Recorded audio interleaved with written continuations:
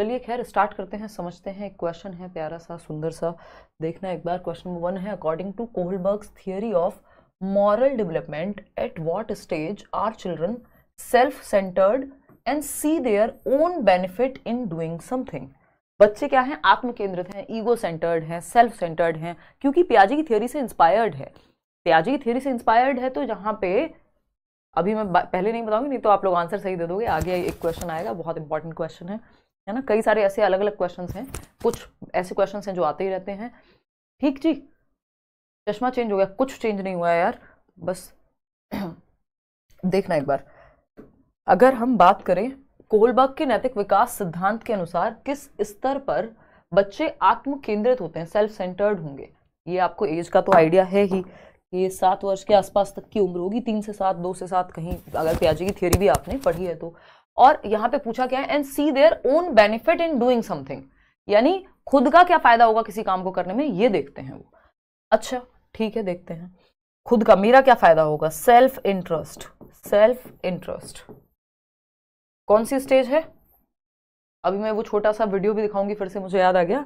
Eight the second stage in the first level, tit for tat, give and take, you scratch my back and I will scratch yours. मेरा tiffin खाया तो तुमको भी कल अपना tiffin खिलाना पड़ेगा, है ना। बदले में मुझे क्या मिलेगा, बाहर दुकान से सामान क्यों लेके आऊं, मुझे क्या मिलेगा, है ना। कल भी आपको एक वीडियो दिखाई थी, मैं अभी फिर से वो दिखा देती हूँ। और हम सब ने बचपन में ये चीज़ की है ना। घर में रिश्तेदार आए हुए हैं, बिस्किट लेकर के आने हैं या कुछ भी, अभी आप देखना इसमें आवाज़ आपको आ जाएगी होपफुली। ये वाला वीडियो नहीं है, ये दिस वन, ये इंस्टाग्राम पे मैंने। दही ला दे, नहीं ला, दही ला दे, नहीं ला रहा, 5 रुपए ले लियो, कितनी लानी है, दही ला दे, नहीं ला। क्या है ये, है ना। उसकी मदर ने कहा कि दही ला दे, तो उन्होंने कहा नहीं ला रहा, बच्चे ने कहा, और उन्होंने कहा 5 रुपए ले लियो। तो एकदम से भाग के आता है, पूछता है कितनी लानी है ना। तो फनी है थोड़ा। तो ये कौन सा स्तर है, tit for tat, mutual exchange, मुझे क्या मिलेगा, है ना। इंस्ट्रूमेंटल पर्पस ओरिएंटेशन कह देते हैं इसको हम। ठीक, मेरा क्या फायदा, मैं क्यों करूं कोई काम, है ना। 5, चलो अपनी भी एक चॉकलेट ले आना, इसलिए घर में रिश्तेदार आए हुए हैं, बिस्किट नमकीन कुछ तो ले आओ यार। हाँ चॉकलेट लानी है तो मैं ले आऊंगा, मेरा क्या फायदा है, सेल्फ इंटरेस्ट, है ना। म्यूचुअल इंटरेस्ट की भी नहीं, म्यूचुअल एक्सचेंज की बात, मुझे क्या मिलेगा बदले में। ठीक है, इस पे बहुत बार क्वेश्चन आया हुआ है, लगभग हर बार क्वेश्चन आता है। एक बच्चा है जिसने 2 बच्चे लड़ रहे हैं आपस में, और ये कौन सी स्टेज है, फर्स्ट लेवल की सेकंड स्टेज है। 4 से 10 वर्ष की उम्र का बच्चा इस स्टेज में होता है, ये एक बेसिक बात है, प्राइमरी स्कूल चिल्ड्रन बेसिकली। और अगर हम बात करें यहाँ पे, तो वो क्या देखेगा कि 2 बच्चे आपस में लड़ रहे हैं कि क्या हुआ, तो पूछोगे कि मैम इसने मेरी कॉपी फाड़ दी, वो कहेगा इसने भी तो मेरी पेंसिल तोड़ी थी। तो वो कुछ ना कुछ बदले की बात चल रही है। म्यूचुअल एक्सचेंज में क्या मिलेगा, मेरा सेल्फ इंटरेस्ट क्या है, किसी काम को मैं तब करूं जब मेरा क्या फायदा होगा, मुझे क्या मिलेगा। तो पहले स्तर के दूसरे चरण में टिट फॉर टैट कहते हैं इसको, जैसे को तैसा। पहला स्तर क्या है, फर्स्ट लेवल है pre conventional level. Pre conventional level बोले तो 3 लेवल हैं, कन्वेंशनल तीनों ही लेवल्स में आता है, यानी परंपराओं से पहले, परंपराओं के दौरान और परंपराओं के बाद। ठीक है, अगर हम देखें यहाँ पे तो एक छोटी सी चीज हमें देखनी है। ये तो हुई बैच की क्लास, ये शायद अच्छा कल होगी लास्ट क्लास, मैं बताऊंगी आपको बाद में। प्री कन्वेंशनल, कन्वेंशनल, कन्वेंशनल का मतलब ही है परंपराएं, और पोस्ट कन्वेंशनल, ये 3 लेवल हैं जो आपकी कोहलबर्ग की थियरी में आते हैं। हर एक लेवल पे 2-2 स्टेजेस हैं, तो टोटल स्टेज पूछे तो 6, लेवल पूछे तो 3। ठीक, लेवल सबके नहीं निकलेंगे, वो वाली कहानी नहीं है, कोहलबर्ग ने बहुत पहले लेवल दे दिए थे, ये आपके जो भी वो मार्केटिंग टाइप की चीजें वो नहीं है। ठीक है, आजकल चल रहा है बहुत। तो अगर हम देखें प्री कन्वेंशनल लेवल जो है पूर्व पारंपरिक, इसमें पहला है पनिशमेंट एंड ओबीडियंस, यानी पनिशमेंट से बचने के डर से कि मम्मी मारेंगी, चुपचाप से जो कहा है कर देता हूं, होमवर्क कर लेता हूं, डांट पड़ेगी, चालान कट जाएगा। ठीक, और यहां पे क्या है, दूसरा है tit for tat, mutual exchange, या फिर give and take, instrumental purpose orientation. 15 नाम इसके हो सकते हैं, है ना, अलग अलग नाम। तो ये है आपका सेकंड स्टेज फर्स्ट लेवल की। यहाँ पे इस लेवल में खुद की मॉरलिटी 0 होती है, एब्सेंस है मॉरलिटी की, खुद की कोई मॉरलिटी नहीं है, बाहर से एक्सटर्नल रूल्स की वजह से। कन्वेंशनल की अगर हम बात करें तो इसमें सोसाइटी के आधार पे व्यक्ति की सही और गलत, मॉरलिटी मतलब सही और गलत क्या है, आपका सही और गलत के सिद्धांत। ठीक, पोस्ट कन्वेंशनल में सेल्फ के चोजन एथिकल प्रिंसिपल्स होंगे, व्यक्ति खुद से चूज करेगा क्या सही और क्या गलत है, यानी परंपराओं के परे चले गए तो सेल्फ पे आ गई बात, जब परंपराओं पे थे तो सोसाइटी पे आ गई। प्री कन्वेंशनल, खुद की मॉरलिटी 0 है, बस डांट या डर से बचने के लिए कोई काम कर रहे हैं या अपने फायदे के लिए काम कर रहे हैं। तो at the second stage in the first level. At the first stage in the first level नहीं, वो पनिशमेंट से बचने के लिए अगर करता, बच्चे को यही उसकी मदर ने कहा होता, एक थप्पड़ लगेगा बेटा, चुपचाप से ले आओ सामान, देखना, फिर आंखें दिखा दी होती तो वो चला जाता, तो ये फर्स्ट लेवल हो जाता। एट द फिफ्थ स्टेज का तो कोई दूर दूर तक मतलब ही नहीं है। At the third stage in the second level, वो तो लॉ एंड ऑर्डर होता है कि आपको ऑर्डर को या लॉ को, नियमों को फॉलो करना ही है, तो वो तो है ही नहीं कि आप रेड लाइट इसलिए ब्रेक नहीं करते क्योंकि फिर सब रेड लाइट ब्रेक करेंगे तो कैसे चलेगा, वो एक रूल है जो फिक्स है, इसलिए वो फर्स्ट होता। लेकिन यहाँ पे सेल्फ इंटरेस्ट की, सेल्फ सेंटर्ड है बच्चा। Second level tit for tat, mutual exchange, बहुत बार पूछा जाता है यहाँ से क्वेश्चन, है ना। मैं वो वाला एग्जांपल पे देती हूँ, आप मंदिर गए थे, आपकी चप्पल कोई लेके चला गया, आप किसी और की पहन के आ गए, ये है टिट फॉर टैट वाली मॉरलिटी, है ना, सेकंड लेवल की। अब आता है क्वेश्चन नंबर सेकंड, दी स्टेज 5, पांचवी स्टेज की बात हो रही है, टोटल स्टेज 6 है, of post conventional morality as given by Lawrence Kohlberg is marked by. Lawrence Kohlberg द्वारा दिए गए उत्तर पारंपरिक नैतिकता के चरण 5 को किस द्वारा चिन्हित किया जा सकता है? कौन सा ऑप्शन ये बताएगा कि फिफ्थ लेवल की बात हो रही है? पहला ऑप्शन है a free argument to follow a social contract for the benefit of humanity, यानी मानवता के लाभ के लिए एक सामाजिक अनुबंध का पालन करने के लिए एक स्वतंत्र समझौता, ये है। या फिर a free exploration of ethics even beyond social contract, या फिर formulation of moral rules that bypass ethics, यानी ऐसे रूल्स को फॉर्मुलेट किया जा सकता है जो एथिक्स के परे चले जाएं, या फिर the need to appear to be good as a person, ये तो थर्ड स्टेज है, जब good boy nice girl, mummy papa आप पे प्राउड महसूस करेंगे इसलिए कोई काम करना है, तो ये थर्ड स्टेज है सेकंड लेवल की, कन्वेंशनल लेवल की, ये तो फोर्थ हो गया, तो ये हट गया यहां से ऑप्शन में। बाकी देखते हैं, फिफ्थ स्टेज की बात हो रही है कन्वेंशनल मॉरलिटी में, कैसे मार्क्ड बाय व्हाट, इसमें क्या होता है ना, किससे इसको चिन्हित करेंगे, किससे आइडिया लगेगा? Formulation of moral rules that bypass ethics, a free exploration of ethics even beyond social contract, या फिर a free agreement to follow a social contract for the benefit of humanity. ये बहुत ही क्लोज ऑप्शंस हैं, सब एक जैसे ही लग रहे होते हैं। आप ये दोनों बातें सही है, लेकिन इसके पीछे का जो थॉट है वो थर्ड ऑप्शन में बताया गया है। अभी समझते हैं क्या कहानी है। फर्स्ट नहीं है इसका सही आंसर, इसका आंसर है थर्ड ऑप्शन, है ना। इतने गलत जवाब हमने आज तक नहीं देखा कि कोई दे सकता है जितने आज आप दे रहे हैं। ठीक है जी, अगर हम देखें, हाँ, और एक बहुत बड़ा ट्विंकल कह रहे हैं 15 दिन का बेबी है, सब मना करते हैं, फिर भी मैं आपकी क्लास देख रही हूँ, देखो एक बार, ठीक, फिर भी ध्यान रखिए अपना, देखिएगा एक बार। यहाँ पे आंसर होगा नैतिकता को दरकिनार करने वाले नैतिक नियमों का निर्माण। अब ये हिंदी में थोड़ा सा अजीब लग सकता है पढ़ने में, लेकिन इसका मतलब क्या देखते हैं।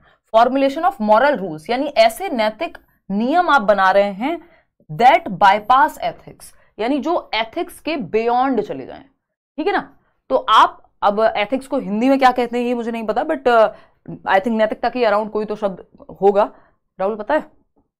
कोई फायदा नहीं आपका।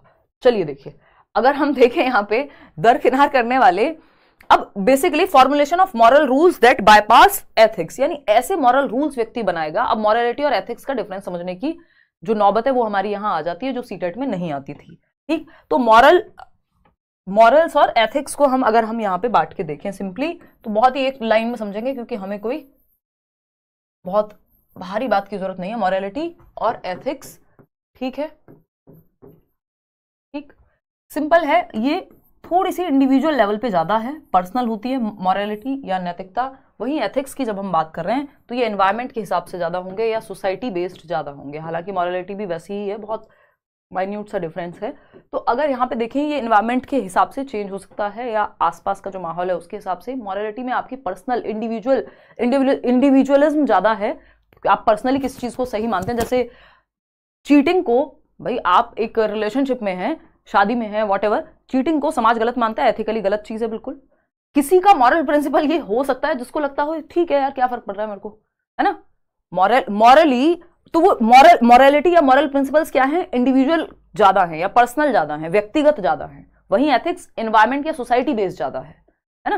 तो जबकि सोसाइटी कह रही है ये क्या एथिकल काम थोड़ी है ये। फिर हम सुनते हैं कहीं से, बॉलीवुड से या इधर से उधर से, कि भाई म्यूचुअल दो लोगों का अपना एक अग्रीमेंट है और उनके लिए वो चीज सही है, उनको लग रहा है ठीक है भाई, जिसका जहां मन करे रहो, चीटिंग करो, कुछ भी करो, उनके लिए वो चीटिंग है ही नहीं। ये क्या है, ये मॉरलिटी है जो इंडिविजुअल बेस्ड है। एथिकली आपको वो गलत लगेगा क्योंकि एज अ एनवायरमेंट में सोसाइटी को वो चीज शायद सही ना लगे। ठीक, तो ये एक चीज हुई। तो यहाँ पे वही बात हो रही है कि जब फिफ्थ स्टेज में व्यक्ति पहुंच जाएगा तो वो फॉर्मुलेट कर पाएगा formulation of moral values that bypass ethics, यानी जो सोसाइटी के नॉर्म्स हैं, उनके परे भी उसके कुछ मॉरल रूल्स बनाने की क्षमता उसके अंदर आ जाएगी 5th स्टेज पे कि जो नियम है अगर वो भला नहीं कर रहे या उसके पार भी एक दुनिया हो सकती है, जरूरी नहीं है जो नियम है वो फिक्स्ड है या एब्सोल्यूट है, उनमें परिवर्तन नहीं लाया जा सकता। ये बात होती है यहाँ पे स्टेज 5 में। और यहाँ पे free agreement to follow a social contract for the benefit of humanity, free agreement नहीं है ना, ये फ्री अग्रीमेंट नहीं है कि भाई बेनिफिट हो रहा है ह्यूमैनिटी का इसलिए आप क्या करो, ये कर लो वो कर लो, ये सब इसके अंदर आएगा, लेकिन इसका बेसिस यही है, a free exploration of ethics even beyond social contract. Social contract से ही एथिक्स बने हैं, तो ये लिंग्विस्टिकली बहुत सही बात नहीं बनती है। ठीक है, चलिए खैर आगे बढ़ते हैं। तो मानवता के लाभ के लिए एक सामाजिक अनुबंध का पालन करने के लिए एक स्वतंत्र समझौता, तो ये यहाँ पे समझौता की बात हो ही नहीं रही थी। Social contract and individual rights कहते हैं हम कि समाज के कुछ ऑलरेडी कॉन्ट्रैक्ट्स होते हैं, ऐसा नहीं आप बना रहे हो उस अग्रीमेंट को, है ना, बट उनमें बदलाव लाया जा सकता है, एक इंडिविजुअल के भी राइट्स हैं, वो बात यहां आ रही है। उन्होंने सिर्फ कॉन्ट्रैक्ट की बात की, हाँ लोगों का बेनिफिट हो रहा है इसलिए कॉन्ट्रैक्ट बना लो, तो वो तो पहले से ही मान के चल रहे हैं कि जो रूल्स बने हैं वो इसी चीज के लिए बने कि फायदा हो, नहीं हो तो उनमें बदलाव किया जा सकता है। ठीक, तो यहां पे व्यक्ति फॉर्मुलेट कर पाता है moral rules that bypass ethics, जो समाज के लिए हो सकता है, जो फिक्स नियम है, जैसे हम किसान आंदोलन की यहां पे बात कर सकते हैं, तो वो क्या है, अगर हम बात करें तो वो नॉर्म है, रूल है, लेकिन लोगों ने क्या किया, अपोज किया, चेंज हो गया। मैं पॉलिटिकली इसको बिल्कुल भी नहीं लेके जा रही हूँ, जस्ट एक एग्जांपल दे रही हूँ। तो ये क्या हुआ, एक बड़ी पॉपुलेशन ने कहा भाई नियम है ठीक है, लेकिन नियम समाज के लिए ही बने ना, अगर हमारा फायदा उससे नहीं हो रहा तो बदल दो, उसको चेंज किया जा सकता है। तो जो नियम है, जो एथिक्स थे, बाईपास कर दिया उनको मॉरल रूल्स ने, जो पर्सनल इंडिविजुअल्स के रूल्स थे अपने, वो आकर के उन्होंने कहा नहीं भाई आपने जो एनवायरमेंट में एथिक्स सेट किए ये काम नहीं कर रहे हमारे लिए, हमारे बेनिफिट के लिए नहीं है, इसको चेंज करो, तो वो ऑलरेडी ही इधर आ जाएगा। तो third option is the right answer. आगे बढ़ेंगे, क्वेश्चन नंबर 3 देखिएगा, कहता है कैरल गिलिगन, ये तीनों टाइप ही इंपॉर्टेंट है, Carol Gilligan critiqued Lawrence Kohlberg's theory of moral development by arguing that men have morality of dash while women have morality of dash। Carol Gilligan ने Lawrence Kohlberg के नैतिक विकास के सिद्धांत की है तर्क देकर आलोचना की कि पुरुषों में डैश की नैतिकता होती है जबकि महिलाओं में डैश की। यानी कैरल गिलिगन ने क्रिटिसाइज किया है, इवन कोहलबर्ग को कई तरीके से क्रिटिसाइज किया जा चुका है, इनके 4-5-6 क्रिटिसिज्म हैं जिन पे हम अभी चर्चा करेंगे, मुख्य रूप से 3 पढ़ते हैं, उन्हीं से जोड़ करके मैं आपको 2-4 और एक्स्ट्रा बताऊंगी।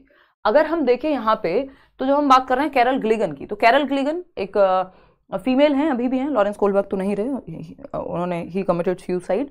तो अगर हम बात करें यहाँ पे, तो लॉरेंस कोहलबर्ग की आई थिंक स्टूडेंट रही कैरल गिलिगन, और उन्होंने क्रिटिसाइज किया इस थियरी को, जेंडर बायस कहा, और भी लोगों ने कहा। खैर, तो यहाँ पे अगर हम देखें तो उन्होंने कहा कि जो कोहलबर्ग की जो थियरी है उसको क्रिटिसाइज किया ये कह के कि कोहलबर्ग ने ये अज्यूम किया कि जो मैन की मॉरलिटी है, जो पुरुषों की मॉरलिटी है वो जस्टिस बेस्ड है, न्याय बेस्ड है, वहीं महिलाओं की मॉरलिटी जो है वो केयर बेस्ड है, ये कह करके। ठीक, इस चीज पे इनका क्रिटिसिज्म हुआ कि पुरुषों में न्याय की नैतिकता होती है जबकि महिलाओं में देखभाल, केयर, कंपैशन, इन सब के बेसिस पे भी वो डिसीजंस लेती हैं। और जबकि यहाँ पे सिर्फ पुरुषों की बात, मतलब क्योंकि इन्होंने सैंपल्स ही सिर्फ मेल्स का लिया था तो ये तो होना ही था, इसको जेंडर बायस तो कहना ही था। दूसरी बात, इस चीज पे भी इनको अलग से क्रिटिसाइज किया गया है कि जो जस्टिस की मॉरलिटी है आपने इतना ध्यान दे दिया इस पे कि बाकी फैक्टर्स को इंपॉर्टेंट ही नहीं छोड़ा। सिर्फ जस्टिस थोड़ी होता है, ऐसा थोड़ी है कि आपको किसी ने चाटा मारा आप भी चाटा ही मारेंगे। भाई हो सकता है उसकी मन स्थिति खराब हो, जो मानसिक स्थिति है उसकी मेंटल स्टेट है वो ठीक ना हो, तो आपके अंदर अगर केयर है, कंपैशन है, तो आप वो टिट फॉर टैट नहीं करेंगे। समझ पा रहे हैं? तो उन्होंने कहा सिर्फ जस्टिस की मॉरलिटी काफी नहीं है, कई बार हमें कंपैशन, केयर और जो इस तरह की एम्पैथी, इस तरह की जो फीलिंग्स हैं उनको भी ध्यान में रख करके मॉरल डिसीजन लिए जाते हैं, सिर्फ जस्टिस नहीं होता हमेशा। तो इस बात पर इनको क्रिटिसाइज किया गया कि मैन की मॉरलिटी जस्टिस से जुड़ी हुई है और फीमेल की केयर से। तो केयर वाले एस्पेक्ट, और केयर ऐसा नहीं है मैन में नहीं हो सकती, ठीक है ना। ये तो उनको क्रिटिसाइज इस बात पे किया गया क्योंकि उन्होंने ध्यान दिया ही नहीं, सैंपल्स में भी नहीं लिया फीमेल्स को। अगर हम बात करें इनके कुछ मेजर क्रिटिसिज्म है जो मैं बैच में भी पढ़ाती हूँ, हमने मैराथन में भी डिस्कस किए हुए हैं, ये 3 मुख्य हैं, इससे जोड़ के मैं और 3 बताऊंगी। Not applicable in all cultures, यानी ये थियरी को हर तरह से बायस ही बायस कहा गया है। अगर देखें हम कि कल्चर बायस है इस थियरी में, यानी संस्कृति पक्षपात है कि भाई 2 तरह से अगर हम देखें तो एक इंडिविजुअलिस्टिक कल्चर्स हैं, अमेरिका है जो वेस्टर्न कंट्रीज हैं जहां इंडिविजुअल महत्वपूर्ण है, और हमारी कंट्री किसमें आती है, कलेक्टिविस्ट कल्चर है हमारे यहाँ, सबको साथ लेके चलो, है ना। सबका साथ सबका विकास टाइप की चीजें, ठीक है। तो अब होगा क्या उसमें, ये बात मैं वैसे भी कहती हूँ आपके बैचेस में भी, कि हमारे यहाँ बहुत रेयर आपको देखने को मिलेगा, स्पेशली गांव वगैरह में जहां कलेक्टिविस्ट सोसाइटी और ज्यादा मतलब उसकी पकड़ है, कि माँ बाप को या बूढ़े माँ बाप को या दादा दादी को कोई ओल्ड एज होम छोड़ के आए हो। इसका मतलब ये नहीं है सबको बहुत प्यार है अपने दादा दादी से, किसी के मन में नहीं आ रहा, किसी को बोझ नजर नहीं आ रहे, वो प्रैक्टिकल बात नहीं है। अगर आप ग्राउंड रियलिटी में जाएंगे, सारे लोग वैसे नहीं होते, हर तरह के लोग हैं। मैं ये भी नहीं कह रही कि किसी को नहीं होता, ऑफकोर्स लोगों को होता है, तो लेकिन सब लोग 100% ऐसे होंगे जो आउट ऑफ लव और केयर ही अपने बूढ़े माँ बाप की सेवा कर रहे होंगे, जरूरी नहीं है। कुछ ऐसे भी होंगे जो शर्म की वजह से नहीं भेज पाएंगे कि समाज क्या कहेगा, आसपास के लोग क्या कहेंगे, गांव में जीना हराम हो जाएगा। ये एग्जैक्टली इसी तरह की बातें होती हैं अगर माँ बाप को कहीं भेज दिया तो, ओल्ड एज होम भेज दिया तो हमारी, क्योंकि सोसाइटी कलेक्टिविस्ट है, तो हमारे यहां ये चीज गलत मानी जाएगी, इसलिए कई लोग ऐसा काम नहीं करेंगे जो उस सोसाइटी में एक्सेप्टेबल नहीं है। वहीं इंडिविजुअलिस्टिक सोसाइटीज में, जहां व्यक्ति या इंडिविजुअल ओरिएंटेड सोसाइटी है, वेस्टर्न कंट्रीज हो गई, वहां पे ये चीज कॉमन प्रैक्टिस हो सकती है कि माँ बाप अलग रहते हैं, बेशक बूढ़े हैं, और आप अलग रहते हैं, या फिर बच्चा 18 साल का हुआ तो वो अलग। तो हमारे यहाँ बच्चा ही रहता है जीवन भर, जब तक माँ बाप जीवित हैं वो बच्चा ही रहेगा, अपने डिसीजंस बहुत कम ले पाता है कई बार। तो ये क्या हुआ, ये सोसाइटी का खेल है, कल्चर का खेल है, कि हमारा कल्चर कलेक्टिविस्ट कल्चर है, जिसकी ऑफकोर्स कुछ अच्छाइयां होंगी, हर चीज की अच्छाइयां बुराइयां होंगी ही। कलेक्टिविस्ट कल्चर है कि हम साथ में समूह में चलते हैं, तो यहां बहुत सारी चीजें जो कोहलबर्ग कह रहे थे वो लागू नहीं हो पाएंगी, और ऐसी कई सारी चीजें कलेक्टिविस्ट कल्चर की लागू नहीं हो पाएंगी इंडिविजुअलिस्टिक कल्चर में। और इन्होंने कह दिया ये हर कल्चर में लागू हो जाएंगी, ये थियोरी की जो स्टेजेस हैं। तो हर एक कल्चर में, not applicable in all culture, हर एक कल्चर में ये स्टेजेस लागू हो जाएं, ये जरूरी नहीं है। ये इनका क्रिटिसिज्म है कि आपने तो यूनिवर्सली स्टेजेस दे दी, 6 स्टेजेस हैं, 3 स्तर हैं, और दुनिया भर के लिए यही रहेंगी। ऐसा थोड़ी है कोहलबर्ग की स्टेजेस बदल जाएंगी, अमेरिका में अलग होंगी, यहां अलग होंगी, सेम है, बट हर एक कल्चर पे ये लागू होंगी जरूरी नहीं है। और यही क्रिटिसिज्म वाइगॉस्की का भी है कि आप हर कल्चर के लिए नहीं बोल सकते। तो ये एक बेसिक बात हुई, not applicable in all cultures. तो कल्चर बायस पाया जाता है इस थियोरी में, जरूरी नहीं है जो बात कलेक्टिविस्ट कल्चर में मानी जा रही है वो इंडिविजुअलिस्टिक कल्चर में, जो बात भारत में सही है हो सकता है अमेरिका के लिए गलत हो, जो अमेरिका में सही है जो भारत में गलत हो, ठीक। हाइपोथेटिकल सिचुएशंस हैं, यानी कि जो आप मॉरल थिंकिंग है, आपकी मॉरल रीजनिंग है, दैट डज नॉट मीन कि आपका मॉरल डिसीजन भी सेम होगा। मतलब क्या है कि आपकी जो थिंकिंग है, जो मॉरल रीजनिंग है, मॉरल रीजनिंग लगती है, तर्क लगता है, कोई भी डिसीजन आप लेते हैं तो मॉरल रीजनिंग जो नैतिक तर्कना है, moral reasoning does not equal to, ये इक्वल नहीं है मॉरल डिसीजन के आपने जो तर्क दिया किसी काम को करने के पहले, है ना, कि प्यार में दुनिया उड़ा देंगे, ये कर देंगे, दुनिया भूल जाएंगे, फलाना कर देंगे, है ना। मैं इसका एग्जांपल देती हूँ बहुत बार कि यूपीएससी के मॉक इंटरव्यूज आप देखिए इंटरनेट पे, और ऐसे ऐसे जवाब, कोई व्यक्ति, एक सिंगल व्यक्ति कहेगा कि हम करप्शन करेंगे, है ना, नहीं कहेगा ना कोई भी। एक से एक बढ़िया जवाब आप दे सकते हैं जब हाइपोथेटिकल सिचुएशन हो, जब परिकल्पनात्मक सिचुएशन हो, जब इमेजिनरी सिचुएशन हो, जब आपको कहा जाए अच्छा जी पिताजी को बचाओगे या पत्नी को, तो आप कुछ भी कह सकते हैं, आप कह देंगे नहीं पिताजी को बचाएंगे, हो सकता है रियलिटी में पत्नी को बचा लें आप। तो ये हाइपोथेसिस में, परिकल्पना में, इमेजिनेशन में जब आपसे कुछ पूछा जा रहा है तो आपकी रीजनिंग कुछ और हो सकती है, और एक्चुअल में एक्शन आपका जब होगा, मॉरल डिसीजन जब आप ले रहे होंगे, वो एकदम अलग हो सकता है। तो इस बात पे भी इनको क्रिटिसाइज किया गया, इनकी आलोचना की गई कि जरूरी नहीं है कि जिन लोगों ने, इन्होंने अगर कोहलबर्ग की बात करें, जो ग्रुप बना के मॉरल डिस्कशन करके थियरी दी, उन लोगों ने उस माहौल में जो जवाब दिए, जरूरी नहीं है जब रियलिटी में सिचुएशन आएगी तो वो वैसे ही करेंगे। दहेज के खिलाफ सब बोलते हैं, है ना, अगेन वही मॉक इंटरव्यू का एग्जांपल मैं लूंगी, तो हर कोई कहेगा नहीं करप्शन नहीं करेंगे, दहेज नहीं लेंगे, फलाना नहीं करेंगे। रियल सिचुएशन में लोगों के रेट फिक्स हैं। तो ये क्या है, या सिचुएशन आती है तो लोग बदल जाते हैं, फिर दहेज को गिफ्ट कह के लेना पड़ता है। तो ये क्या है, ये हाइपोथेटिकल सिचुएशन बन जाती है। मॉरल रीजनिंग अलग है आपका और डिसीजन अलग है, यानी एक्शन लेने के टाइम पे कुछ और हो जाता है, बातें बनाने के टाइम पे कुछ और हो जाता है, ठीक। फिर आएंगे थर्ड पे, बायस्ड सैंपल्स। बायस्ड सैंपल्स, अब ये कल्चर बायस भी है, इसमें जेंडर बायस भी है, एज बायस भी है इस थियोरी में। बायस्ड सैंपल्स कहते हैं, कैसे हैं, दो तरीके से बायस्ड हैं। एक तो ये जेंडर बायस तो है ही कि महिलाओं के पर्सपेक्टिव को इसमें ध्यान में नहीं रखा गया। दूसरा, जितने भी सैंपल थे जिन पे ये थियोरी बनाई गई, जिनको बिठा करके, उन सैंपल्स में सिर्फ मेल्स थे, 16 साल तक के लड़के ही थे, सिर्फ बॉयज को ही रखा गया, मेल सैंपल है। महिलाओं के पर्सपेक्टिव को, जबकि हम माना जाता है कि महिलाएं जो है ज्यादा केयरिंग है, कंसर्न है, और यहां पे तो ये भी कहा गया है कि थर्ड स्टेज के बियॉन्ड नहीं जा पाएंगी इस थियोरी के हिसाब से फीमेल्स, क्योंकि उनका ध्यान गुड बॉय नाइस गर्ल वाली बात पे, या समाज को, या वो फीलिंग्स के आधार पे चीजों को मैनेज करने में ज्यादा रहता है। या वो कंपैशन, केयर, ये वाली मॉरलिटी उनकी ज्यादा रहती है। तो ये जेंडर बायस थियरी है, क्योंकि जरूरी नहीं है कि, और यहाँ पे सबसे बड़ी प्रॉब्लम ये है कि ऐसा नहीं है ना कि हम ये कहें कि जस्टिस की ही मॉरलिटी सही है, केयर के आधार पे कोई डिसीजन लेना गलत है। केयर गलत कब से हो गई, कंपैशन गलत कब से हो गया? तो इस बात पे इनको क्रिटिसाइज किया गया। तो ये जेंडर बायस भी है, दूसरा एज बायस भी है थियरी, कल्चर बायस भी है, 3 तरह के बायस हो गए। एज बायस कैसे है? सिर्फ 16 साल तक के बच्चों को लिया गया। अब एक 16 साल का व्यक्ति जिसके कभी बच्चे नहीं हुए, जिसकी कभी शादी नहीं हुई, जिसने बहुत सारी चीजें जीवन में अभी देखी ही नहीं, वो सिर्फ कल्पना के आधार पे कहेगा कि हाँ मैं ऐसे कर लूंगा। उसने एक्सपीरियंस तो किया ही नहीं ना, वो फर्स्ट हैंड एक्सपीरियंस, या उतना अभी देखा ही नहीं है दुनिया को। तो उस सेंस में यहां पे प्रॉब्लम आ सकती है। ठीक है जी, क्लियर है? कोई कह रहा है हमारे उत्तराखंड में तो लड़की नहीं मिल रही, आप दहेज की बात कर रहे हो। तो ये मेजर क्रिटिसिज्म है सभी प्रकार के जो मैंने आपको कोलबर्ग के बताए हैं। क्लियर है कि एक तो हर एक कल्चर में ये बात लागू हो जरूरी नहीं है, कलेक्टिविस्ट कल्चर में अलग होगा, इंडिविजुअलिस्टिक कल्चर में अलग होंगी चीजें। हाइपोथेटिकल सिचुएशन यानी इमेजिनरी सिचुएशन की अगर हम बात करें तो मॉरल रीजनिंग, जो आपने तर्क दिया है और जो आप डिसीजन लेंगे एक्चुअल में, जब आपने डिस्कशन में जो चीज कही है और एक्चुअल में जब आप करेंगे उस चीज में, तो उसमें कथनी और करनी में अंतर हो सकता है। इस बात पे क्रिटिसाइज किया गया है। बायस्ड सैंपल्स हैं, इतनी हर एज के लोग इसमें शामिल नहीं थे, तो सबके लिए बात लागू होगी, ये कहना गलत हो जाएगा। और जेंडर की अगर हम बात करें तो सिर्फ मेल सैंपल्स को लिया गया। ठीक है ना, इतनी बात क्लियर है? चलिए बहुत बढ़िया। तो ये मेजर क्रिटिसिज्म है। अब कोई भी क्रिटिसिज्म का सवाल कभी भी आपसे सॉल्व हो जाएगा। देखना क्वेश्चन नंबर 4, देखना एक और क्वेश्चन है आपके सामने। Carol Gilligan has criticised Kohlberg's theory of moral development. कैरल गिलिगन ने कोहलबर्ग के नैतिक विकास के सिद्धांत की आलोचना की है, कैसे? टाइम चेंज कर दीजिए, सुबह स्कूल जाना होता है। मंडे से 7 बजे है क्लास आपकी, मैं ये अनाउंस करना भूल गई थी। मंडे से 7 बजे है क्लास आपकी, है ना। 8 साल बाद हम लोग, बीच में मैराथन वगैरह हमने किए थे 7 बजे करीब, बट अब मैं भी इस टाइम से थोड़ा सा बोर हो गई हूँ। और 10 बजे के बाद मैं देखती हूँ ये बहुत टाइम से चल रहा है। अगले दिन जब आपको स्कूल जाना होता है कहीं भी, तो कई लोगों को दिक्कत होती है। और दूसरा, मुझे भी थोड़ा एक फ्री टाइम मिलेगा, क्योंकि दिल्ली में तो सब खुला होता है, मैं तो रात को जागती ही हूँ, तो थोड़ा सा मुझे भी टाइम मिलेगा, किसी से मिलना हो, थोड़ा घूमना फिरना हो। इधर उधर की बातें मत सोच लेना, लोगों से मिलना होता है कई बार।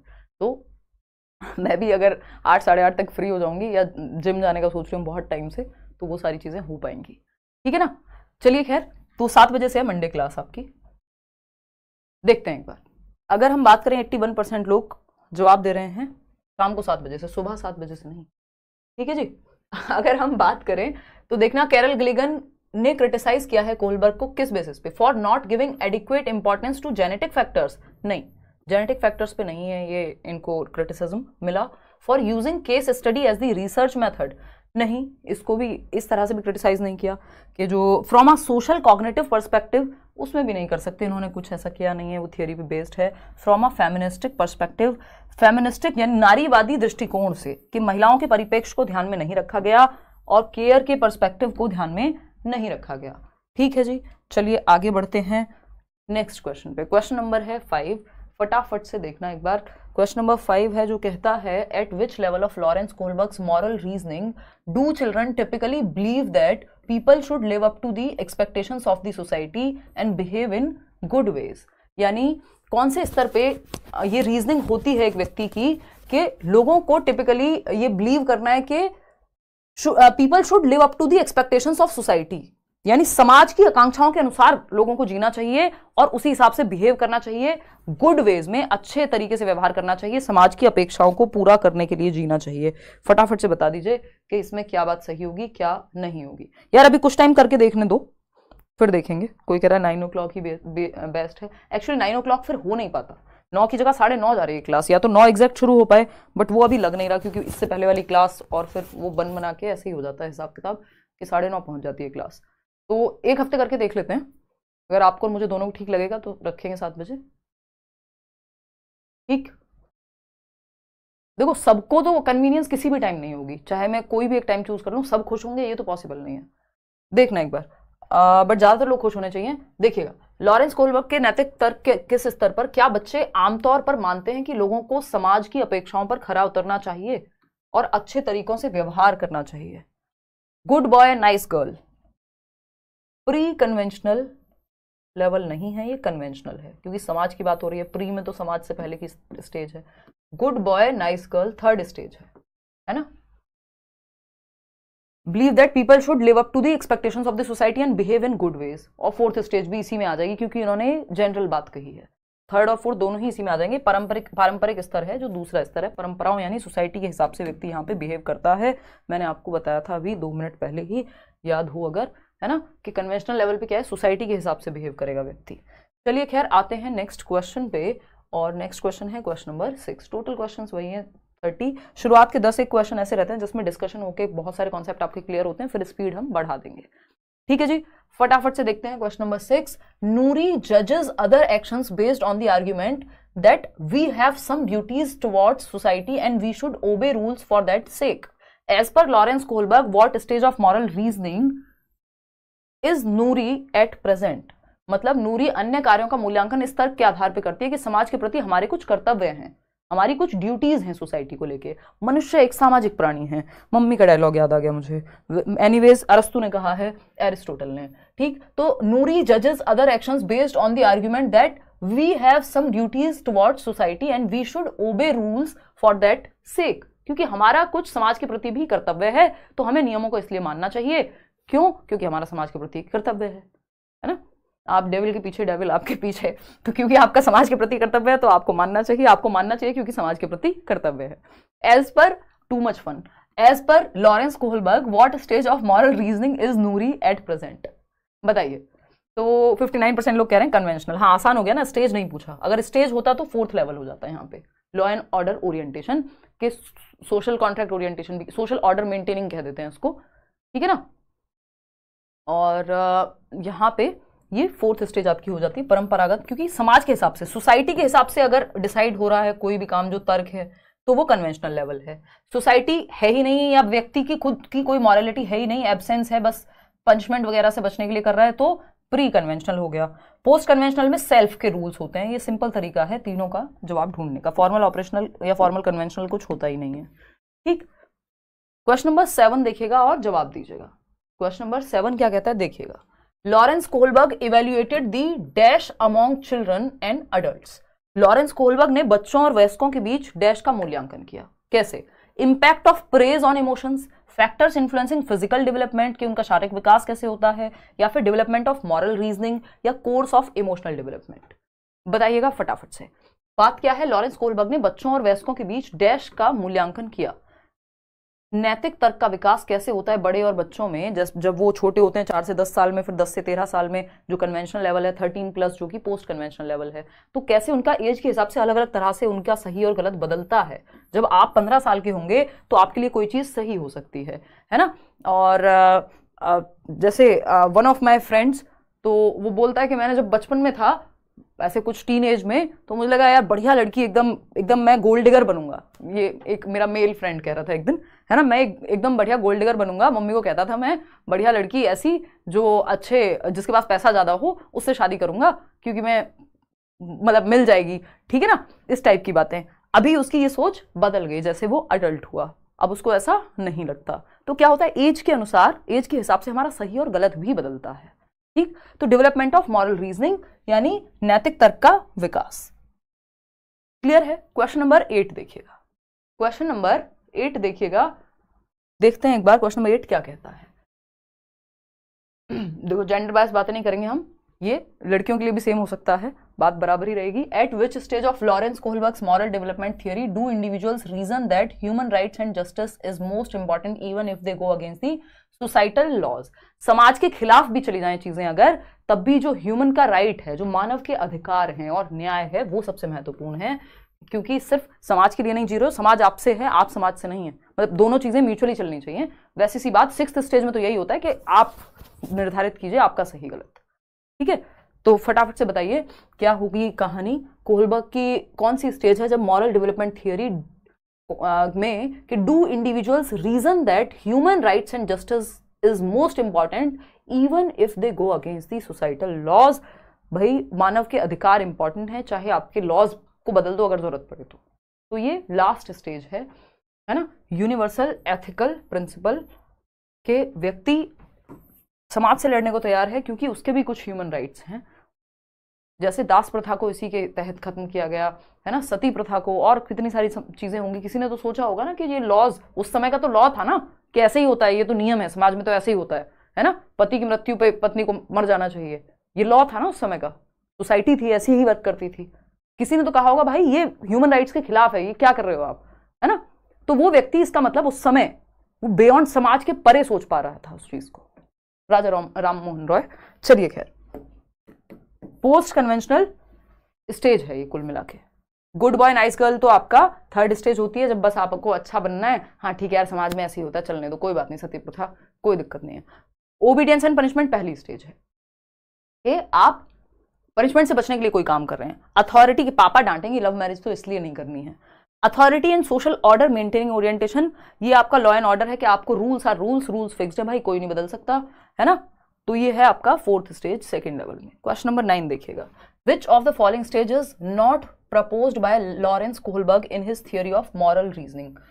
लॉरेंस कोहलबर्ग की मॉरल रीजनिंग की अगर हम बात करते हैं तो कौन सा चरण उन्होंने प्रतिपादित नहीं किया है नैतिक तर्कणा में, बताइएगा फटाफट से।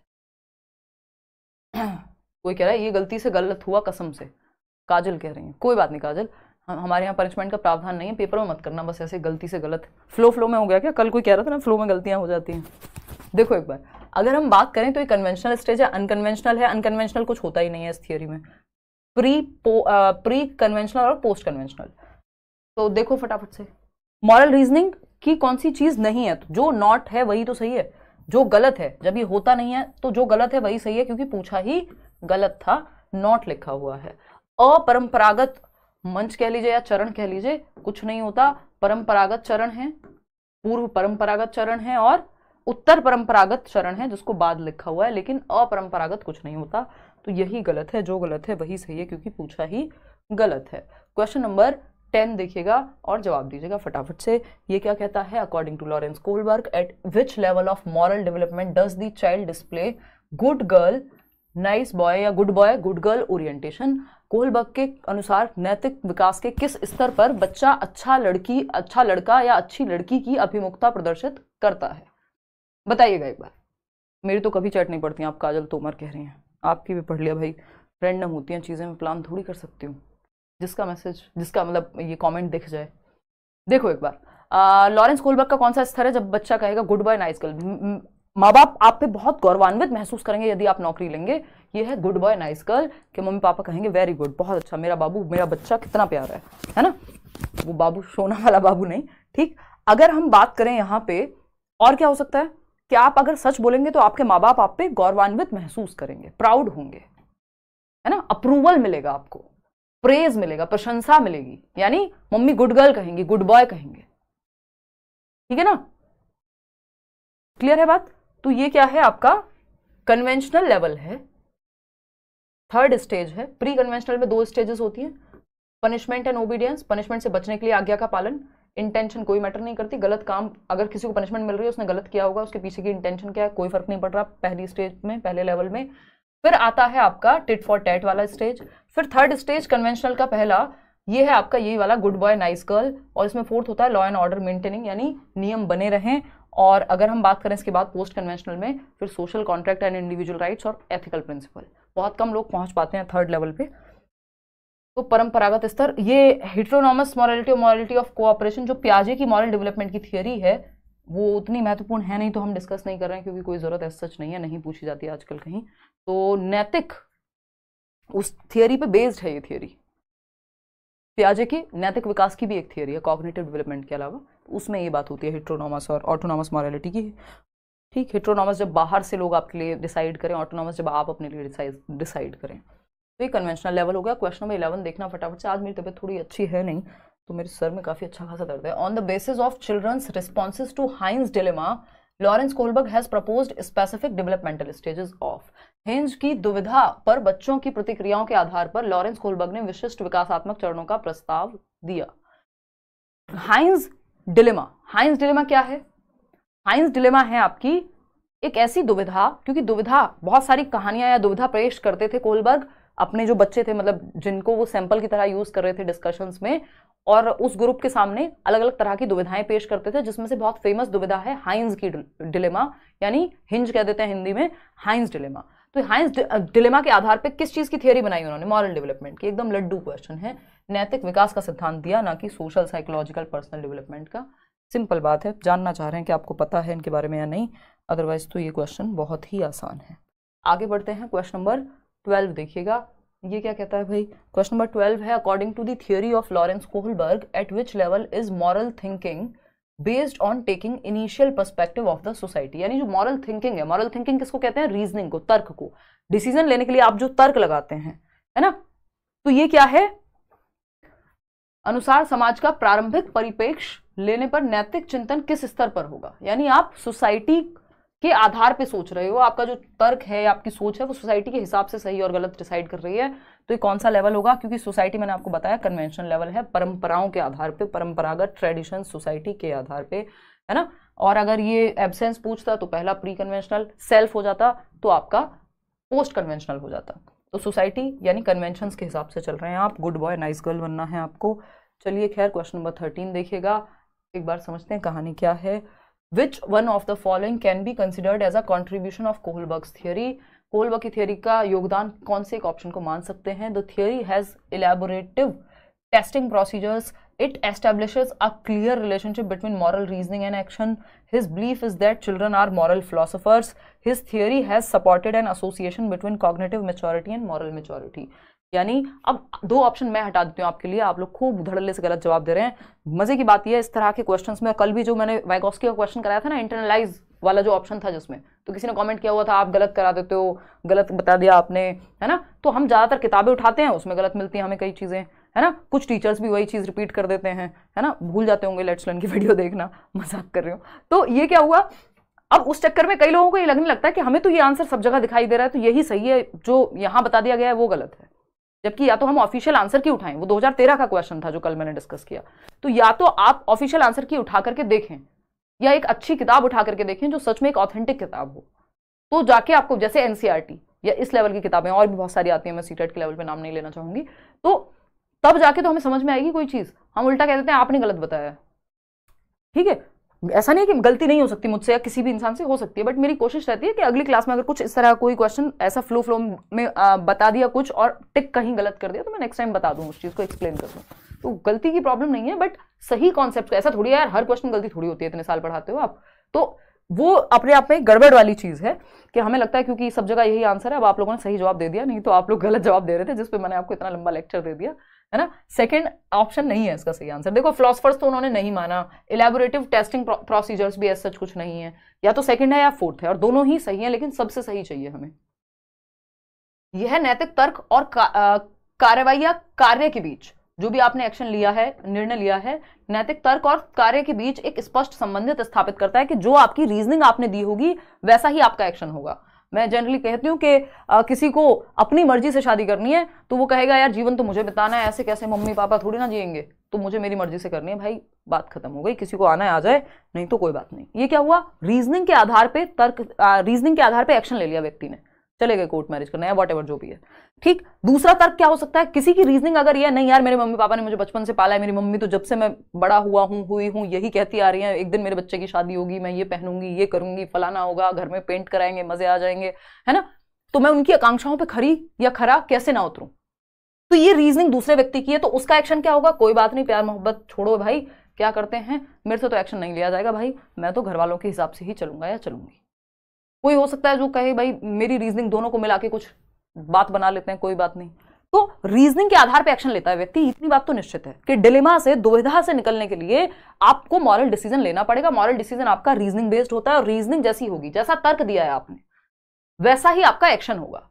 लेकिन ये तर्क किस पे आधारित होगा, ये आपके दिमाग के विकास पे आधारित होगा, आपका कॉग्निटिव डेवलपमेंट हुआ कितना है। एक 15 साल के बच्चे के लिए ये तर्क ऐसा हो सकता है कि अब तो मेरी प्रेमिका या प्रेमी से बड़ा कोई नहीं है, मैं तो उसी के हिसाब से चलूंगा या चलूंगी, क्या खाएंगे। वो एक वीडियो में देख रही थी कल परसों, है ना, वो इंस्टाग्राम पे, कि एक बच्चा है जो कह रहा है कि पुजवा से शादी करेंगे तो वो कहेंगे खिलाओगे क्या, कि पुजवा हमरे दिल में रही, हम ओकरे दिल में रहे, समथिंग लाइक दैट। तो वो वैसी सी रीजनिंग होती है उस उम्र में, वो तो खैर ज्यादा ही छोटा बच्चा है, बट वो वैसे वाली रीजनिंग है जो आपकी रीजनिंग आ कहां से रही है, जितना आपका दिमाग विकसित हुआ है। दिल में रह के तो पेट नहीं भरेगा, बाद में समझ आएगा, ठीक है ना। तो ये क्या है, ये रीजनिंग आपके संज्ञान के विकास के हिसाब से आएगी। इसीलिए पियाजे की थियरी पे बेस्ड है, जो थियरी है कि कॉग्निटिव डेवलपमेंट जितना हुआ होगा उस हिसाब से आपकी कॉग्निटिव रीजनिंग भी आएगी। तो रीजनिंग के आधार पे आप एक्शन तो लेते हो, नो डाउट, बट ये रीजनिंग आपके कॉग्निटिव डेवलपमेंट के आधार पे आती है कि आपका कॉग्निशन कितना मैच्योर है, आपका दिमाग कितना मैच्योर है। एक 25 साल का व्यक्ति आपको ये कहता हुआ नहीं मिलेगा, और 25 का मिल भी जाए 35 का तो बिल्कुल नहीं कहेगा कि हम उसके दिल में रह लेंगे और वो हमारे, और खाना पीना चल जाएगा, जीवन चल जाएगा, ऐसे नहीं चलेगा भाई, है ना। तो ये क्या है, his theory has supported an association between cognitive maturity and moral maturity. उनके सिद्धांत ने संज्ञानात्मक परिपक्वता और नैतिक परिपक्वता के बीच संबंध का समर्थन किया है कि जितना आपकी जैसे जैसे एज बढ़ती है, आपकी कॉग्निटिव मैच्योरिटी बढ़ती है, आपकी रीजनिंग बदल जाती है, मॉरल रीजनिंग जो होती है, तर्क जो होता है किसी चीज को लेकर आपका सही गलत बदलता है। तो उन्होंने कहा कि कॉग्निटिव मैच्योरिटी जैसे जैसे आएगी, क्योंकि कॉग्निटिव मैच्योरिटी की बात कहां से आई, क्योंकि पियाजे ने कॉग्निटिव डेवलपमेंट की थियरी दी है और ये थियरी आधारित है पियाजे की ही थियरी पे। तो उन्होंने कहा जैसे जैसे आपकी एज के हिसाब से, स्टेज के हिसाब से आपके तर्क बदलते रहते हैं। तो कॉग्निटिव मैच्योरिटी और मॉरल मैच्योरिटी, कि आपकी मॉरल मैच्योरिटी कितनी होगी, आप किस स्टेज पे होंगे, वो आपका दिमाग, आपका संज्ञान कितना विकसित हुआ है उसके आधार पे होगी। ठीक, तो रीजनिंग और एक्शन के बीच में संबंध है, लेकिन ये रीजनिंग ही खुद ही बेस्ड है कॉग्निटिव मैच्योरिटी पे, इसलिए सेकंड ऑप्शन सही नहीं हो सकता, अदरवाइज सही था। समझ पा रहे हो बात को। तो ये मत कहते ना सेकंड ऑप्शन सही है, नहीं हो सकता क्योंकि फोर्थ दिया हुआ है। चलिए खैर क्वेश्चन नंबर 14 पे चलते हैं और समझते हैं कहानी क्या है। देखते हैं क्वेश्चन नंबर 14 है, in Lawrence Kohlberg's theory which level signifies the absence of morality in the true sense.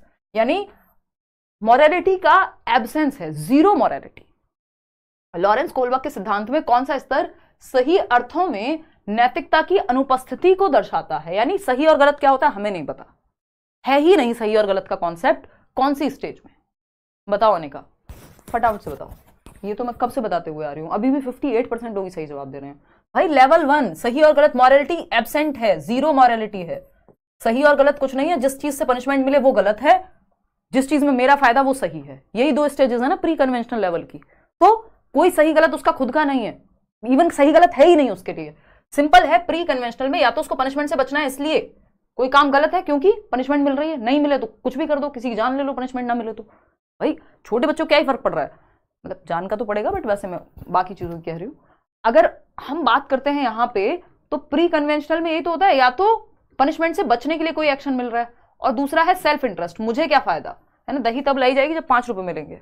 तो यहाँ पे मॉरलिटी खुद का सही और गलत कुछ नहीं होता, अनुपस्थिति है पनिशमेंट के डर से या अपने इंटरेस्ट से होती हैं चीजें सही और गलत।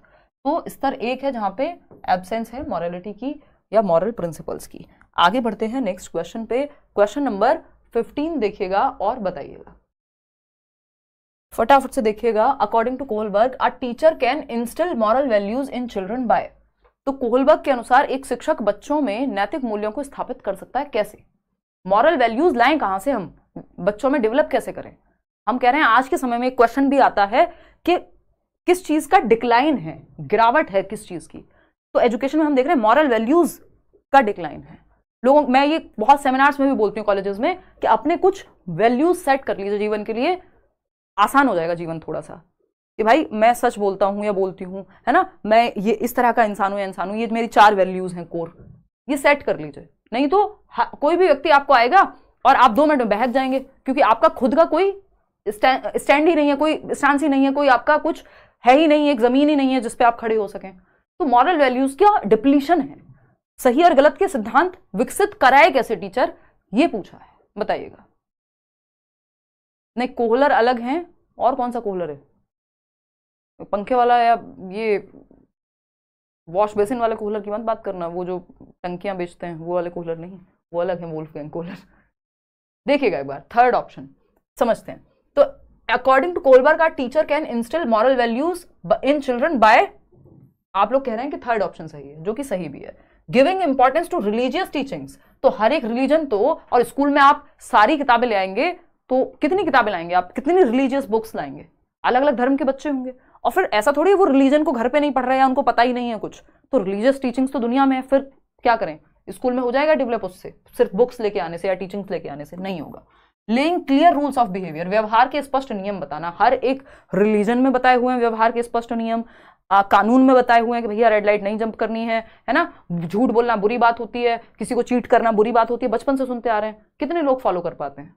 तो ऐसा थोड़ी व्यवहार के स्पष्ट नियम नहीं बताए हुए हैं, फिर भी मानते कहां हैं लोग। फिर आता है थर्ड ऑप्शन, तो ये भी नहीं बनेगी बात, involving them in discussions on moral issues, उन्हें नैतिक मुद्दों पर चर्चा में शामिल करना। ये एकदम बेस्ट तरीका है जो हम करते भी हैं।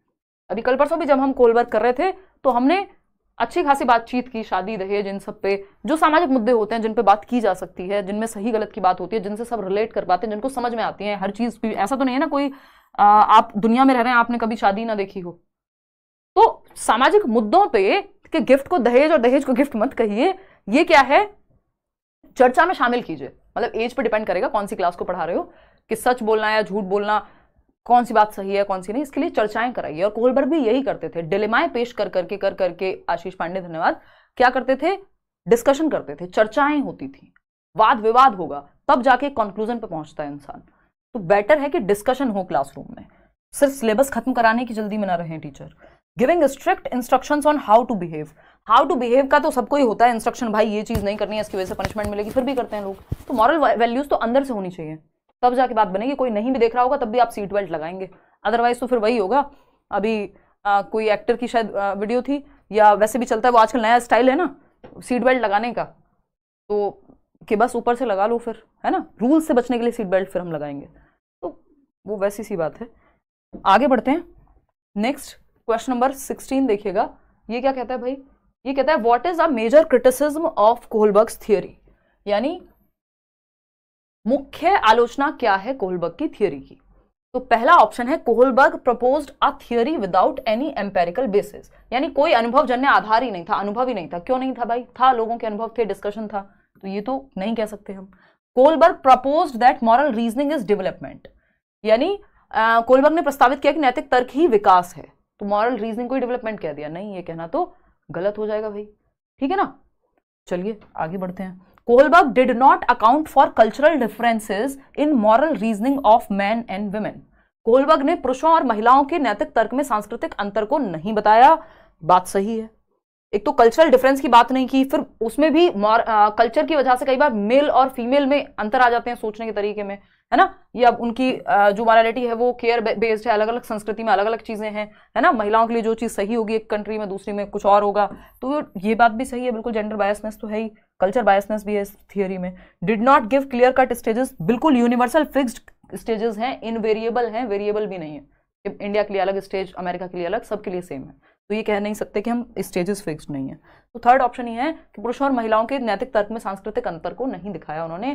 क्वेश्चन नंबर 17 देखिएगा फटाफट से। Lawrence Kohlberg's theory of moral reasoning has been criticised on several counts, which of the following statement is correct in the context of criticism. Again criticism पे क्वेश्चन है, एक क्वेश्चन क्रिटिसिज्म यानी Kohlberg की आलोचना पे जरूर आता है कि ये चीज इन्होंने सही नहीं की, लोग अपने तरीके से बताते हैं। तो फटाफट से बताएंगे। Kohlberg has not given typical responses to each stage, हर एक स्टेज के रिस्पॉन्सेज दिए हुए हैं उन्होंने, क्लियर कट स्टेजेस बताई हुई है, कहाँ पे कौन सा चीज करेगा बच्चा, कहाँ गुड बॉय बनेगा, कहाँ नाइस गर्ल बनेगा, कहाँ पनिशमेंट से बचेगा। Kohlberg has duplicated Piaget's methods of arriving at his theoretical framework, ये मैंने आपको पहले ही बताया था, कोहलबर्ग ने डुप्लीकेट नहीं की पियाजे की थियरी, इंस्पायर्ड हैं कोहलबर्ग, उनसे प्रेरित हैं, और कोहलबर्ग ये बताते भी हैं। आजकल तो लोग हैं जो आपसे इंस्पायर्ड भी होंगे, डुप्लीकेट भी करेंगे, बताएंगे भी नहीं इंटरनेट पे, है ना, कहेंगे हमारा माल है ये, ठीक। तो ये क्या है, डुप्लीकेट नहीं थी, ये डुप्लीकेटेड नहीं थी थियरी, इंस्पायर्ड थी पियाजे की थियरी से, प्रेरणा ली गई थी पियाजे की थियरी से, और बताया कोहलबर्ग ने ये। Kohlberg's theory does not focus on children's responses, बच्चों के रिस्पॉन्स पे तो बेस्ड थी, ऐसे थोड़ी रिस्पॉन्सेज को ध्यान में नहीं रखा गया, तभी तो कहा गया अलग अलग स्टेज में अलग अलग तरह से रीजनिंग देते हैं बच्चे।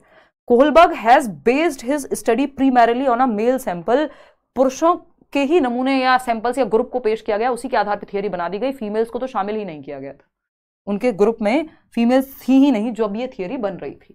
क्वेश्चन नंबर 18 देखिएगा, यानी जेंडर बायस थियरी है, फेमिनिस्टिक पर्सपेक्टिव से क्रिटिसाइज किया जा सकता है इसको। One of the chief criticisms of Lawrence Kohlberg's theory is that, यानी लॉरेंस कोहलबर्ग की अगेन एक और क्रिटिसिज्म, एक और आलोचना आपको पहचाननी है।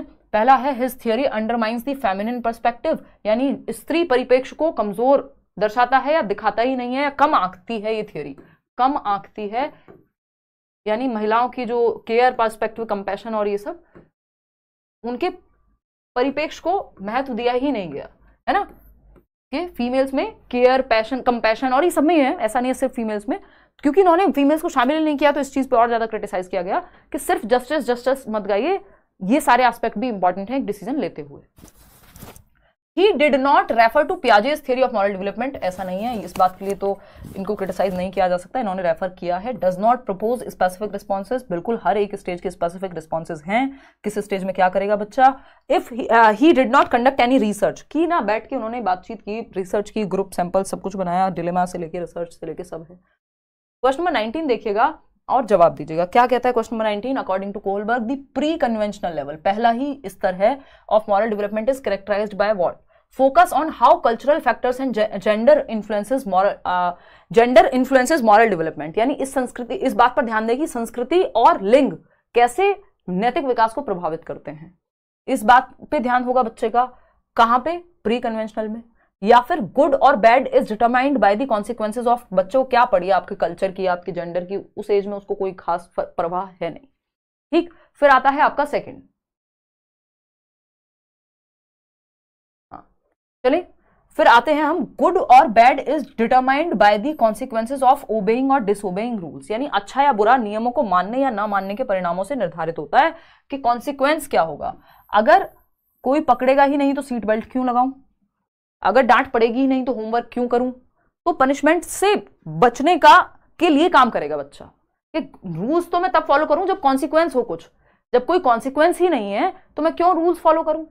ये वो वाली स्टेज है pre conventional, punishment and obedience वाली बात, कि ओबीडियंट तो तब होगा, आज्ञा का पालन तो तब करेगा जब कोई काम अच्छा या बुरा उसके लिए तब है, अगर पनिशमेंट है तो बुरा काम, नहीं है पनिशमेंट तो अच्छा काम, simple. The individual strives to maintain the expectations of others rather than focus on the consequences, नहीं, दूसरों की एक्सपेक्टेशन तो फिर थर्ड स्टेज में जाके आएगी जब उसको अच्छा लड़का अच्छी लड़की बनना है। सेल्फ चोजन एथिकल प्रिंसिपल्स तो आपका फिर वो 5th लेवल या 6th लेवल पे जाके आएगा, यानी 3rd level, 6th stage. Question number 20 देखिएगा, ये कहता है अकॉर्डिंग टू कोहलबर्ग, इनकी जो थियरी मॉरल डेवलपमेंट की, the level in which moral understanding is based on rewards, punishment and the power of authority figures is called, यानी बच्चे का नैतिक समझ जो है वो किस पे आधारित है, पनिशमेंट पे, इनाम यानी रिवॉर्ड पे, और जो अथॉरिटी फिगर्स हैं, जो भी माँ बाप हैं, आसपास टीचर्स हैं जिनकी चलती है, उनके पनिशमेंट पे, रिवॉर्ड पे आधारित है, सेल्फ इंटरेस्ट पे कुल मिलाकर के। तो ये पहली ही स्टेज है, प्री कन्वेंशनल लेवल है, जिसमें पहली और दूसरी स्टेज दोनों ही ऐसी हैं, एक में पनिशमेंट से बच रहे हैं, दंड से आप, दूसरे में रिवॉर्ड चाहिए आपको, सिंपल है। और अथॉरिटी फिगर्स ये डिसाइड करते हैं क्या सही है क्या गलत है ना। मम्मी से डांट पड़ी तो कोई काम नहीं करना है, आई मीन प्री कन्वेंशनल। आगे बढ़ेंगे, क्वेश्चन नंबर 21 देखिएगा, ये क्या कहता है भाई, ये कहता है a child reasons that if the laws are not meeting the needs of the people they can be changed through mutual agreement and democratic procedures, यानी जो नियम बनाए गए यदि लोगों का भला नहीं हो रहा उससे तो चेंज कर दो। Which stage of Kohlberg's moral development does this child come under, यानी कि ये बच्चा कोहलबर्ग के नैतिक विकास की कौन सी अवस्था में आता है। एक बच्चा तर्क देता है कि यदि कानून लोगों की जरूरतों को पूरा नहीं कर रहा है तो आप उन्हें असहमति जता के लोकतांत्रिक प्रक्रियाओं के माध्यम से चेंज किया जा सकता है नियमों को, ठीक। कौन सी स्टेज है, पोस्ट कन्वेंशनल है भाई, सिंपल, कि नियम जो हैं लोगों के लिए हैं। 5th स्टेज है अगर मैं कहूं तो उनको नियमों को बदला जा सकता है अगर समाज की भलाई ना हो रही हो, है ना। इसलिए धरना प्रदर्शन से लेकर 36 तरह की चीजें होती हैं, क्योंकि लोग कहते हैं हमारे भी तो इंडिविजुअल राइट्स हैं, सोशल कॉन्ट्रैक्ट है तो ठीक है, लेकिन राइट्स भी तो हैं हमारे, तो बदल जाते हैं फिर नियम, कई बार नहीं भी बदलते हैं। क्वेश्चन नंबर 22 देखिए, according to Lawrence Kohlberg at which stage does satisfaction of personal needs determine moral choice, यानी लॉरेंस कोहलबर्ग के किस स्तर पर व्यक्तिगत आवश्यकताओं की संतुष्टि, self interest, personal needs and desires पूरी हो जाएं, उस पर आधारित होगी मॉरल चॉइस, मेरा क्या फायदा होगा, मुझे क्या मिलेगा। तो ये सेकंड स्टेज है, mutual exchange, instrumental purpose orientation, tit for TET, जैसे को तैसा। इंस्ट्रूमेंटल पर्पस ओरिएंटेशन एग्जैक्ट दिया भी हुआ है ना, instrumental purpose orientation. Punishment and obedience नहीं, यहाँ पे फायदे की बात चल रही है। एथिकल प्रिंसिपल्स बहुत आगे की बात हो जाएगी, 6th स्टेज हो जाएगी, अच्छा बनने के लिए नहीं बल्कि अपने फायदे के लिए।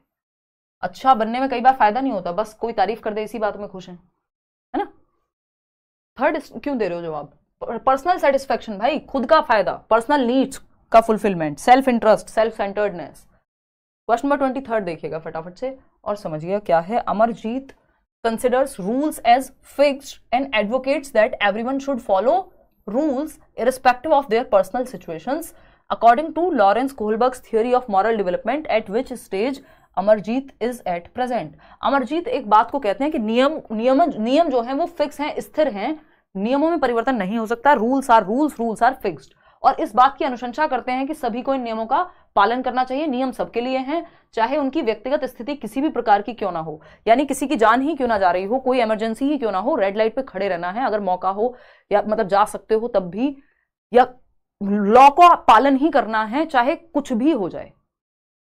यानी रूल्स फिक्स्ड हैं, रूल्स व्यक्ति से ऊपर नहीं हो सकते ना, लेकिन ये वाली स्टेज में व्यक्ति को लगता है दुनिया से ऊपर रूल्स हैं। रूल्स तो फिक्स ही हैं कि अगर मैं बात कर रही हूँ किसी चीज की कि भाई रेड लाइट जंप नहीं करनी है या फिर सीट बेल्ट लगानी है या हेलमेट की बात हो रही है, बट अगर इमरजेंसी हुई तो हो सकता है मुझे उस चीज मैं कहूँ कि नहीं यार अभी ये नहीं, ये जरूरी है, किसी की जान जा रही है, आप किसी को हॉस्पिटल लेके जा रहे हैं घर से, तो हो सकता है कि आप किसी रेड लाइट पे ना रुक पाए, लेकिन यहां पे है कि आपको रेड लाइट पे रुकना है चाहे दुनिया खत्म हो रही हो।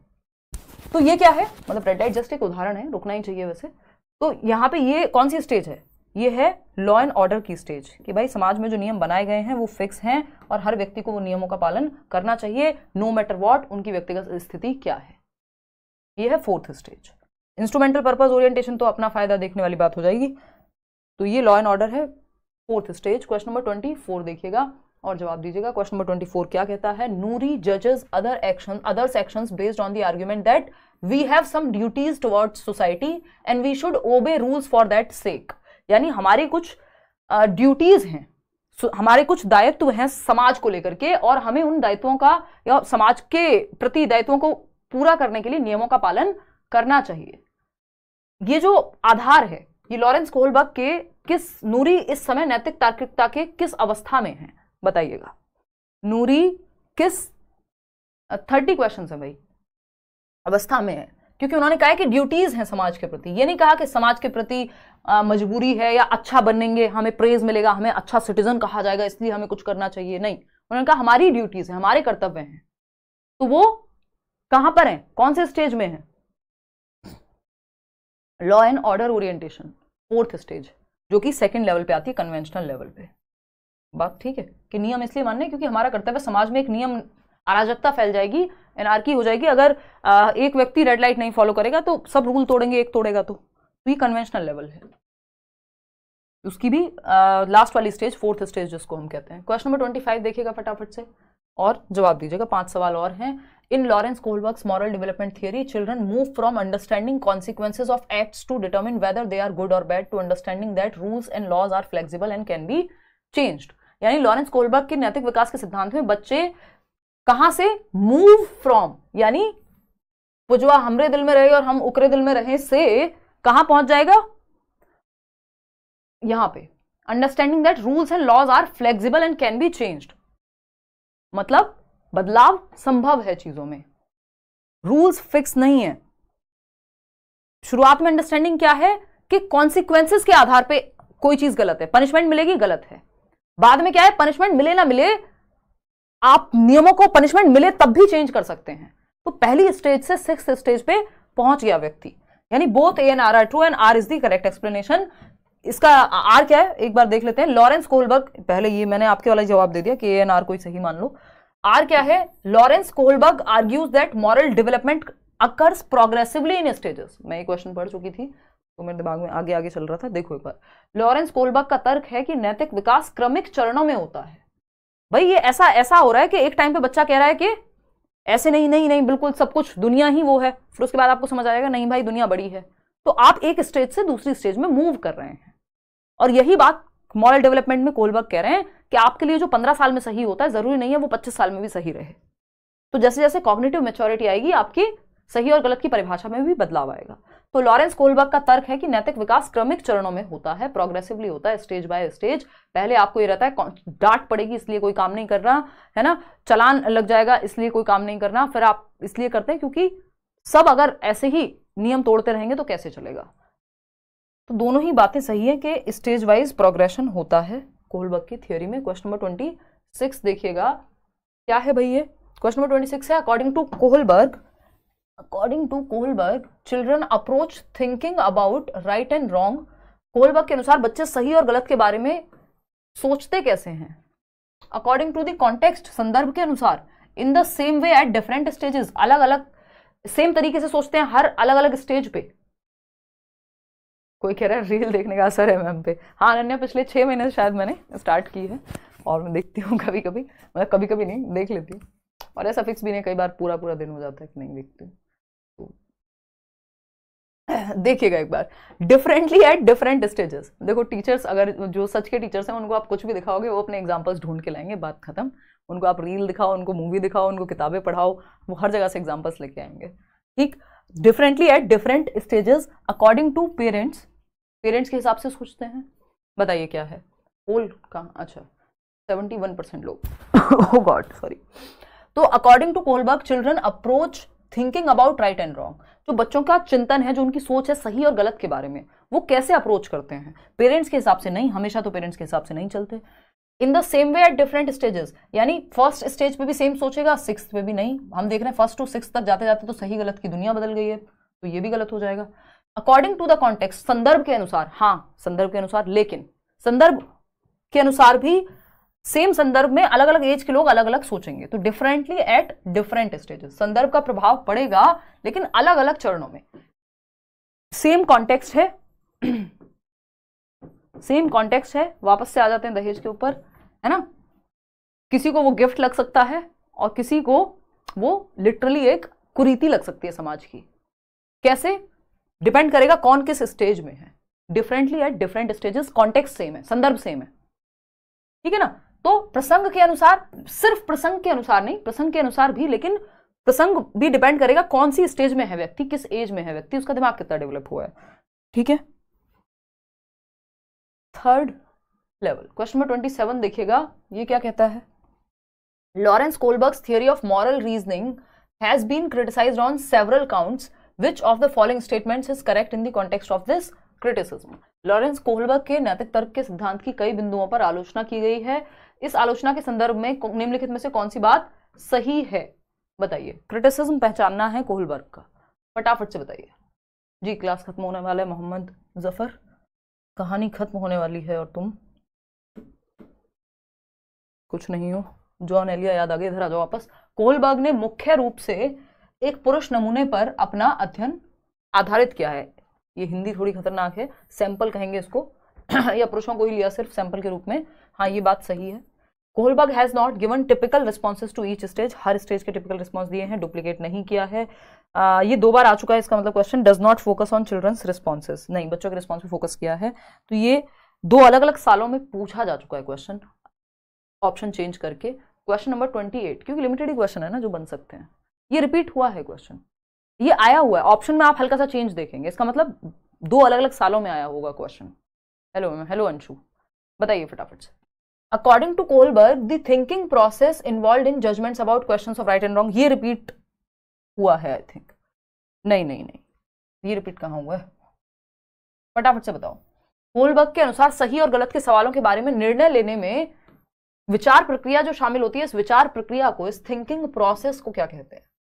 थिंकिंग प्रोसेस को क्या कहते हैं? यानी दुविधा से निकलने के लिए आपको क्या करना पड़ेगा? डिसीजन लेना पड़ेगा। डिसीजन लेने के लिए आप क्या करेंगे? मोय अच्छा पढ़ लो परम, पढ़ लो। देखिएगा, तो अगर हम देखें यहाँ पे प्ले स्टोर पे आपकी ऑनलाइन क्लास नहीं है, करियर विल ऐप डाउनलोड करोगे प्लेवे बोल रहा हूँ, प्ले स्टोर से, तब मिल जाएगा आपको, है ना। चलो आ जाओ, इधर आ जाओ वापस से, इधर उधर की बातों में बहुत मन लगता है। देखिएगा, तो अगर हम बात करें यहाँ पे जो थिंकिंग प्रोसेस है, उस थिंकिंग प्रोसेस को मॉरल रीजनिंग कहते हैं, जो कि आप लोग कह भी रहे हैं। रियलिज्म, डिलेमा तो दुविधा होती है, थिंकिंग प्रोसेस थोड़ी दुविधा है, असमंजस तो दुविधा है, कॉन्फ्लिक्ट है। रीजनिंग है जो इस दुविधा से निकलने में मदद करेगा, जो थिंकिंग, जो रीजन आप खुद को देते हैं, है ना, जो दिया था उस बच्चे ने वो रीजन, तो वो अपनी दुविधा से निकल गया। ठीक, क्वेश्चन नंबर 29 देखिएगा। Our teacher says to her class, as individual assignments are designed to help individual students learn more effectively, all students should complete assignments prescribed without any assistance. She is referring to which of the following stages of Kohlberg's moral development? Teacher ने कहा बच्चों को कि सबके assignment ऐसे design हुए हैं कि वो खुद से करें अपना टेस्ट कंप्लीट या अपना असाइनमेंट कंप्लीट, ताकि वो ज्यादा सीख सकें। तो ये रिकमेंडेड है कि हर बच्चा अपना असाइनमेंट खुद से करे, बिना चीटिंग करे, बिना किसी के नोटबुक को देखे। तो ये क्या है, कौन सा स्टेज है, कौन सी स्टेज है? कन्वेंशनल स्टेज है, law and order, post conventional है, या फिर प्री कन्वेंशनल है, पनिशमेंट की कोई बात नहीं हुई यहाँ पे। इंडिविजुअलिज्म एंड एक्सचेंज है, ये भी बात नहीं हुई, मेरा क्या फायदा होगा। ये कन्वेंशनल स्टेज है कि समाज में एक ऑर्डर बना रहे और एक पर्पस के लिए है ये कि अव्यवस्था ना फैल जाए, सब सीख सकें, एक नियम बनाया गया है तो नियमों का पालन होना चाहिए। तो ये फर्स्ट ही स्टेज है।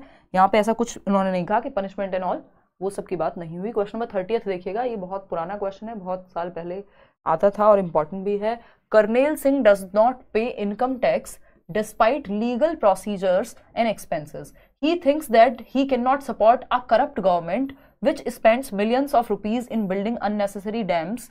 He is probably in which state of Kohlberg's stages of moral development? बताइएगा। ये क्वेश्चन आप ज़्यादा अच्छे से समझ पाएंगे जब आपकी लग जाएगी नौकरी और आपको सरकार को देना पड़ेगा टैक्स, है ना। मेरा तो पैसे खर्च करने का दर्द खत्म हो गया जब से मैंने भर भर के टैक्स पे करना शुरू किया, उसके बाद कुछ लेने में दर्द खत्म हो गया था।